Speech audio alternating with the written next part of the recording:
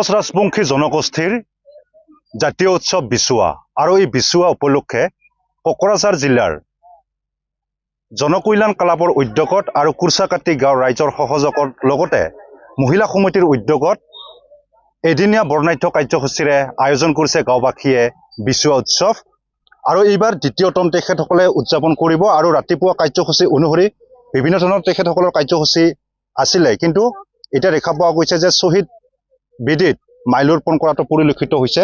ইয়াত কুৰ্চাকাটি গাঁৱৰ ৰাইজ আছে, জনকল্যাণ ক্লাবৰ বিষয়ববীয়াসকল আছে। আমি কথা পাতিম তেখেতসকলৰ লগত। কিমান দিনীয়াকৈ আপোনালোকে এই বিশ্ব উদযাপন পালন কৰিছে আৰু কিমানতম হ'ব এইবাৰ? এইবাৰ আমাৰ দ্বিতীয়তম হয়।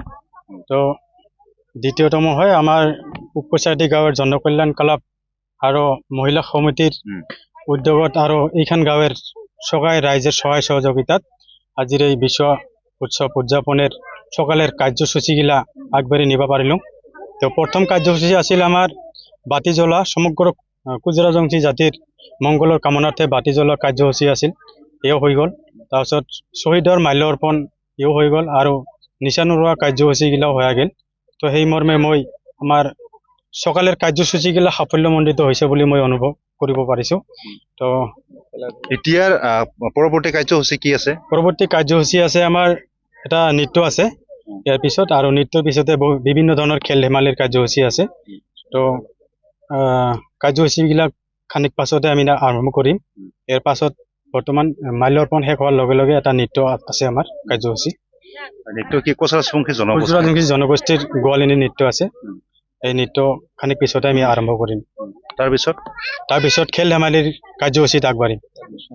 তাৰপাছত সন্ধিয়াৰ সাংস্কৃতিক আৰম্ভ কৰিম। সন্ধিয়াৰ বিশেষ আকৰ্ষণ আছে ধনদীপ বৰ্মন আৰু ধৰিত্ৰী ৰায়। হয়, কোচ ৰাজবংশী জনগোষ্ঠীৰ গায়ক গায়িকা। হয় হয় হয়, কোচ ৰাজবংশী জাতিৰ গায়িকা আৰু গায়ক দুজনে আছে।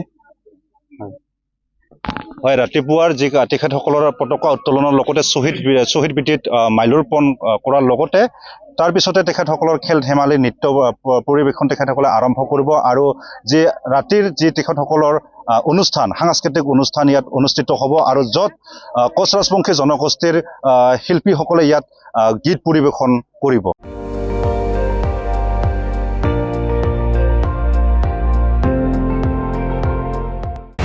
আপুনি চাই আছে ND24, সৰ্বশ্ৰেষ্ঠ নহয় সৰ্বোত্তমৰ দৌৰ।